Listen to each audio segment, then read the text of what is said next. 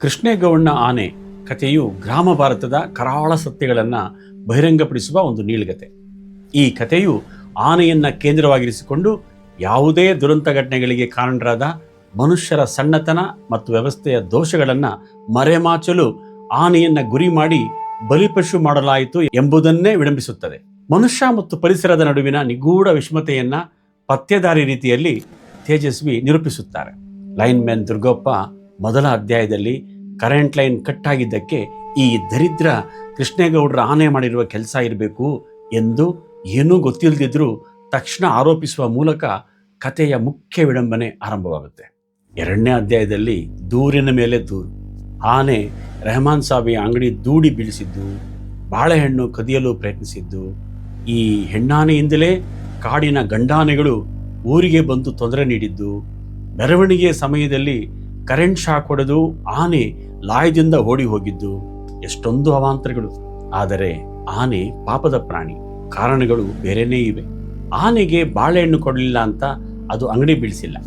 ಆದರೆ ರೆಹಮಾನ್ ಸಾಬಿ ಆನೆಗೆ ಬೈದಿದ್ದಾನೆ, ಮರ್ಮಕ್ಕೆ ತಾಗುವಂತ ಬೈಗುಳ ಅಂತ ವೇಲಾಯುಧ ಆ ಜಗಳದಲ್ಲಿ ಹೇಳ್ತಾನೆ. ಆನೆಗೂ ಮಾನ ಮರ್ಯಾದೆ ಇದೆ ಅಂತ ಒಂದು ವ್ಯಕ್ತಿತ್ವ ಆರೋಪಿಸುತ್ತಾನೆ. ಇನ್ನೊಂದು, ಊರಿಗೆ ಕಾಡಾನೆಗಳು ಬಂದಿದ್ದಕ್ಕೆ ಫಾರೆಸ್ಟರ್ ನಾಗರಾಜ ಸುಮ್ಮನೆ ಊಹೆ ಮಾಡಿಕೊಂಡು ಕೃಷ್ಣೇಗೌಡನ ಹೆಣ್ಣಾನೆಯೇ ಕಾರಣ ಎಂದು ದೂರಿದ್ದಾನೆ. ಆನೆ ಓಡಿ ಹೋಗಿದ್ದಕ್ಕೂ ಎಲೆಕ್ಟ್ರಿಕ್ ಡಿಪಾರ್ಟ್ಮೆಂಟ್ನವರು ಅಷ್ಟೊಂದು ಕೆಳಗೆ ತಂತಿ ಎಳೆದಿದ್ದು ಕಾರಣ. ಆನೆಗೆ ಕರೆಂಟ್ ಶಾಕ್ ಹೊಡೆದಿದ್ದರಿಂದಲೇ ಅದು ಓಡಿದೆ ಎಂದು ಚಳುವಳಿಗಾರರು ಬೈದಿದ್ದಾರೆ. ಅಧ್ಯಾಯ 3ರಲ್ಲಿ ಕೊಡ್ಲಿ ಹಿಡಿದು ಮರ ಕಡಿದ ಲೈನ್ಮನ್ ದುರ್ಗಪ್ಪನ ಮೇಲೆ ಕ್ರಮ ಕೈಗೊಳ್ಳದೆ ಆನೆ ಮೇಲೆ ದೂರು ಕೊಟ್ರೆ ಆನೆಯನ್ನು ಎಳೆದುಕೊಂಡು ಬಂದು ಜಪ್ತಿ ಮಾಡೋದಾಗಿ ಫಾರೆಸ್ಟರ್ ನಾಗರಾಜ ಬೆದರಿಕೆ ಹಾಕಿದ್ದು. ಇದಕ್ಕೆ ಕಾರಣ ಆ ಇಲಾಖೆಗಳ ಈರ್ಷೆಗಳು. ಫಾರೆಸ್ಟರ್ ನಾಗರಾಜನ ಮುಖ್ಯ ಉದ್ದೇಶ ದುರ್ಗಪ್ಪನ ಮೇಲೆ ಕೇಸ್ ಹಾಕೋದು ಅಥವಾ ಆನೆ ಹಿಡಿಯೋದಲ್ಲ. ಬದಲಿಗೆ PWD, KEB, ಟೆಲಿಫೋನ್ ಇಲಾಖೆಗಳಿಗೆ ಬುದ್ಧಿ ಕಲಿಸೋದು. ನಾಗರಾಜ ಕೊಡ್ಲಿಯನ್ನ ವೆಪನ್ ಎಂದು ಕರೆಯೋದು ಕಾನೂನಿನ ರೀತಿ ತರಲೆ ಕೇಸುಗಳನ್ನು ಮುಂದುವರಿಸುವ ಅಧಿಕಾರಶಾಹಿ ವ್ಯವಸ್ಥೆಯ ವಿಡಂಬನೆಯಾಗಿದೆ. ನಾಗರಾಜ ಜಪ್ತಿ ಮಾಡಿದ ಕಳ್ಳ ಸಾಗಾಣಿಕೆದಾರರ ಅಂಬಾಸಿಡರ್ ಕಾರುಗಳು ತುಕ್ಕು ಹಿಡಿದು ಹೋಗಿ ಗುಜರಿಗೂ ಬಾರದಷ್ಟು ಹಾಳಾಗಿದ್ರೂ ಆನೆಯನ್ನ ಹಿಡಿದು ಬರೆ ಎಳೆಯುತ್ತೇನೆ ಎಂದು ಹೇಳೋದು ವ್ಯವಸ್ಥೆಯ ಕರಾಳ ಸತ್ಯವನ್ನ ತೋರಿಸುತ್ತೆ. ಅಧ್ಯಾಯ 4ರಲ್ಲಿ ರಾತ್ರೋರಾತ್ರಿ ಲಾರಿ ಅಪಘಾತದಲ್ಲಿ ಡ್ರೈವರ್ ಮರಣಕ್ಕೆ ಕಾರಣವಾದ ಆನೆಯು ಹೆಂಡ ಕುಡಿದಿತ್ತು ಎಂದು ಮಾವುತ ವೇಲಾಯುಧ ಆರೋಪಿಸಿತು. ಇದು ಕೂಡ ಸುಳ್ಳು. ಕೃಷ್ಣೇಗೌಡ ಆನೆಯನ್ನ ಕಳ್ಳನಾಟದ ಅಂದರೆ ಅಕ್ರಮ ಮರದ ದಿಮ್ಮಿ ಸಾಗಾಣಿಕೆ ವ್ಯವಹಾರಗಳಿಗೆ ಬಳಸುತ್ತಿದ್ದ. ಡ್ರೈವರ್ ಸಾವಿಗೆ ಮುಖ್ಯ ಕಾರಣ ಮಾವುತ ವೇಲಾಯುಧ ಶರಾಬಿನ ಮತ್ತಿನಲ್ಲಿ ಲಾರಿಗೆ ಕಟ್ಟಿದ್ದ ಹಗ್ಗ ಬಿಚ್ಚೋದನ್ನು ಮರೆತು ಆನೆಗೆ ತಳ್ಳಲು ಹೇಳಿದ್ದು. ಈ ಘಟನೆ ಹೊರಬಂದ್ರೆ ಕಳ್ಳನಾಟದ ದಂಧೆ ಬಯಲಾಗಿ ಲಾರಿ ಮತ್ತು ಆನೆ ಸೀಸ್ ಆಗೋದ್ರಿಂದ ಶಿವೇಗೌಡರು ಮತ್ತು ವೇಲಾಯುಧ ಡ್ರೈವರ್ ಮರಣವನ್ನು ಮುಚ್ಚಿ ಹಾಕಿ ಅಪರಾಧವನ್ನ ಬಾಯಿಲ್ಲದ ಆನೆ ಮೇಲೆ ಎತ್ತಾಕಿದ್ರು. ಅಧ್ಯಾಯ 5ರಲ್ಲಿ ಆನೆಗೆ ಹುಚ್ಚು ನಾಯಿ ಕಚ್ಚಿದೆ ಮತ್ತು ಹುಚ್ಚಿಡಿದ್ರೆ ಏನಪ್ಪ ಕತೆ ಎಂದು ಪುಟ್ಟಯ್ಯ ಗಾಳಿ ಸುದ್ದಿ ಹಬ್ಬಿಸಿ ಭಯ ಹುಟ್ಟಿಸಿದ್ದು. ಇದು ಸೌಕರ್ಯಗಳ ಕೊರತೆ ಮತ್ತು ಊಹಾಪೋಹ. ನಾಯಿ ಕಡಿತಕ್ಕೆ ನೀಡುವ ಸಿರಮ್ ಕರೆಂಟ್ ಇಲ್ಲದ ಕಾರಣ ಫ್ರಿಡ್ಜ್ನಲ್ಲಿ ಕೆಟ್ಟೋಗಿದೆ ಎಂದು ಸ್ಟಾಕ್ಮನ್ ಪುಟ್ಟಯ್ಯ ಹೇಳ್ತಾನೆ. ಇದು ಸರ್ಕಾರಿ ಇಲಾಖೆಗಳಲ್ಲಿನ ನಿಷ್ಕ್ರಿಯತೆಯನ್ನು ತೋರಿಸುತ್ತೆ. ಆನೆಯನ್ನು ತೂಕ ಮಾಡಲು ತಕಡಿ ಎಲ್ಲಿಂದ ತರ್ತೀರಾ ಎಂದು ಹೇಳೋ ಮೂಲಕ ಸಮಸ್ಯೆ ಬಗೆಹರಿಸುವಲ್ಲಿನ ಅಸಂಗತತೆಯನ್ನ ವ್ಯಂಗ್ಯವಾಡಲಾಗಿದೆ. ಅಧ್ಯಾಯ 6 ಆನೆ ಪೇಟೆ ಬೀದಿಯಲ್ಲಿ ಹೋಗಿ ಹಣ್ಣು ತಿಂದಿದ್ದಕ್ಕೆ ಹಿಂದೂ ಮುಸ್ಲಿಂ ಪ್ರಶ್ನೆ ಮಾಡಲಾಯಿತು ಎಂದು ಮುನ್ಸಿಪಲ್ ಪ್ರೆಸಿಡೆಂಟ್ ದೂಷಿಸಿದ್ದು. ಇದು ರಾಜಕೀಯ ನುಡಿಚುವಿಕೆ. ಮುನ್ಸಿಪಲ್ ಪ್ರೆಸಿಡೆಂಟ್ ಖಾನ್ ಸಾಹೇಬರು ನಾಯಿಗಳ ಸಮಸ್ಯೆಯಾಗಲಿ ಆನೆಯ ವಿವಾದವಾಗಲಿ ಪರಿಹರಿಸಲು ಪ್ರಯತ್ನಿಸದೆ ಧಾರ್ಮಿಕ ಮತ್ತು ಸೂಕ್ಷ್ಮ ವಿಷಯಗಳಿಗೆ ತಿರುಗಿಸಿ ತಮ್ಮ ಟರ್ಮ್ ಮುಗಿಸಿದರೆ ಸಾಕಾಗಿದೆ ಎಂದು ಜವಾಬ್ದಾರಿಯಿಂದ ನುಡಿಚಿಕೊಳ್ತಾರೆ. ಅಧ್ಯಾಯ 7ರಲ್ಲಿ ಲೈನ್ಮನ್ ತಿಪ್ಪಣ್ಣ ಶಾಕ್ನಿಂದ ಸತ್ತಿದ್ದಕ್ಕೆ ದರಿದ್ರ ಕೃಷ್ಣೇಗೌಡರ ಆನೆ ಮೈ ತುರಿಕೆಗೆ ಕಂಬಕ್ಕೆ ಬೆನ್ನು ತಿಕ್ಕಿ ತಂತಿಗಳನ್ನು ಅಲ್ಲಾಡಿಸಿದ್ದೇ ಕಾರಣ ಎಂದು ದುರ್ಗಪ್ಪ ಆರೋಪಿಸಿದ್ದು. ಇದು ವ್ಯವಸ್ಥೆಯ ವೈಫಲ್ಯ. ತಿಪ್ಪಣ್ಣನ ಸಾವಿಗೆ ಮುಖ್ಯ ಕಾರಣ ಎಲೆಕ್ಟ್ರಿಕ್ ಡಿಪಾರ್ಟ್ಮೆಂಟ್ನವರ ಹೈ ವೋಲ್ಟೇಜ್ ಲೈನು ಟೆಲಿಫೋನ್ ಲೈನ್ಗೆ ತಾಗಿದ್ದು. ಈ 100 ತಂತಿಗಳ ಜಾಲದೊಳಗೆ ಇಡೀ ಮೂಡಿಗೆರೆ ಬಲೆಗೆ ಬಿದ್ದು ಮಿಸುಕಾಡೋ ಮೃಗದಂತೆ ಕಂಡಿತ್ತು.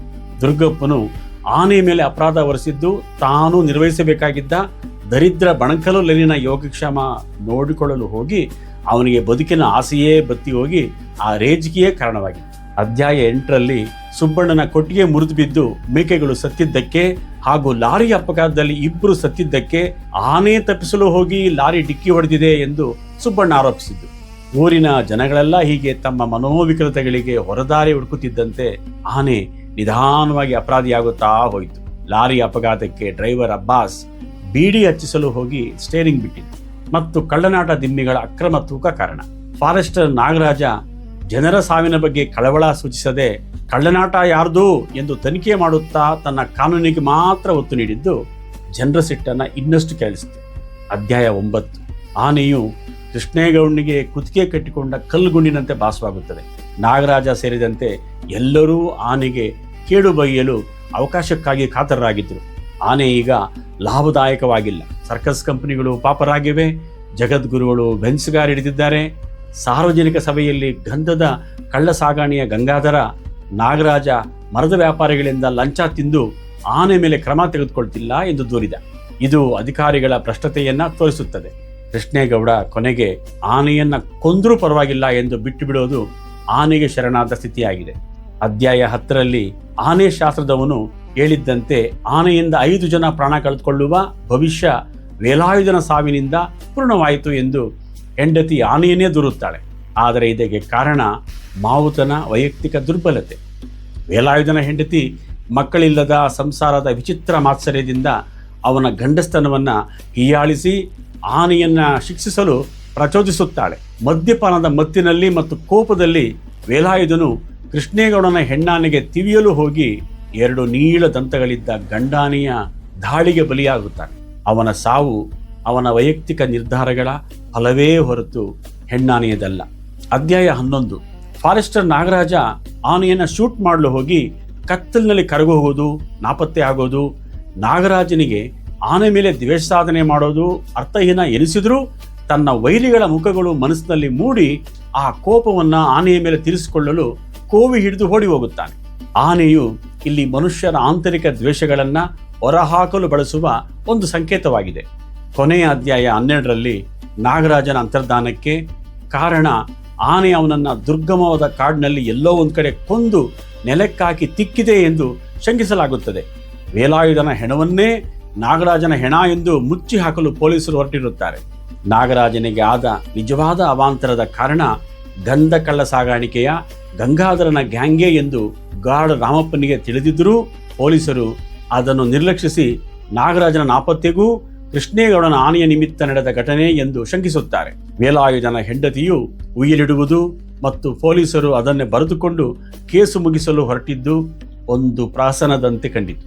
ಆನೆ ಕೊನೆಗೆ ಇದ್ದಕ್ಕಿದ್ದಂತೆ ಮಾಯವಾಗುವುದು ವ್ಯವಸ್ಥೆಯ ಭ್ರಷ್ಟತೆ ಮತ್ತು ನಿಷ್ಕ್ರಿಯತೆ ಮುಂದುವರೆದಿದೆ ಎಂಬ ದುರಂತ ವ್ಯಂಗ್ಯವನ್ನು ಸೂಚಿಸುತ್ತದೆ. ಈ ಕಥೆಯಲ್ಲಿ ಬಾಯಿಲ್ಲದ ಆನೆಯು ಅಮಾಯಕರ, ಮುಗ್ಧರ ಮತ್ತು ಪ್ರತಿಭಟಿಸಲಾರದ ಅಸಹಾಯಕರ ಪ್ರತಿನಿಧಿಯಂತೆ ನಿಲ್ಲುತ್ತದೆ. ಕೃಷ್ಣೇಗೌಡನ ಆನೆಯು ಪಾಪದ ಪ್ರಾಣಿಯಾಗಿದ್ದು ತನ್ನ ಭಾರೀ ಶರೀರ ಮತ್ತು ಅಪಾರ ಶಕ್ತಿಯ ಹೊರತಾಗಿಯೂ ಬಾಯಿ ಇರುವ ಎಲ್ಲರ ಶೋಷಣೆಗೆ ವಸ್ತುವಾಗುತ್ತದೆ. ಜನರು ತಮ್ಮ ಮನೋವಿಕೃತಗಳಿಗೆ ಹೊರದಾರಿ ಹುಡುಕುತ್ತಾ ಎಲ್ಲ ಪಾಪಕೃತ್ಯಗಳ ಅಪರಾಧವನ್ನು ಆನೆಯ ಮೇಲೆ ಹೊರಿಸಿ ತಮ್ಮ ವೈಫಲ್ಯಗಳನ್ನು ಮರೆಮಾಚಲು ಪ್ರಯತ್ನಿಸುತ್ತಾರೆ. ಹೀಗೆ ಆನೆಯ ದುರಂತಗಳು, ಅವಾಂತರಗಳು ವಾಸ್ತವವಾಗಿ ಪ್ರಸ್ತುತ ಭಾರತದ ಸಾಮಾಜಿಕ, ರಾಜಕೀಯ, ಧಾರ್ಮಿಕ ಮತ್ತು ಅಧಿಕಾರಶಾಹಿ ವ್ಯವಸ್ಥೆಯ ಕರಾಳ ಸತ್ಯಗಳೇ ಆಗಿವೆ.